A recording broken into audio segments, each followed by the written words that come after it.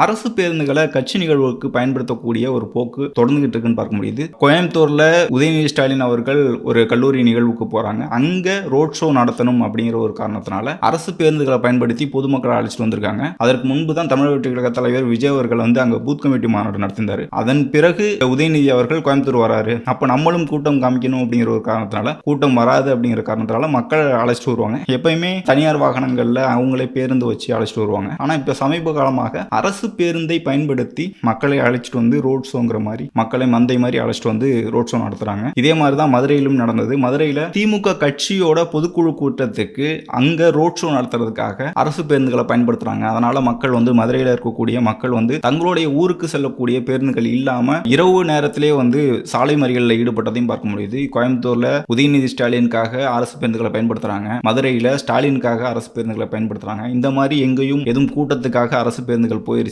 என்ன காரணத்தினால கிளாம்பாக்கத்துல பேருந்துகள் இல்ல அப்படிங்கறத பதில சொல்லணும். சரியான முறையான பதில் இல்ல, சரியான நடவடிக்கையும் இல்ல அப்படிங்கிறது தான் கிளாம்பாக்கத்துல போராடக்கூடிய மக்களோட குற்றச்சாட்டா இருக்கு.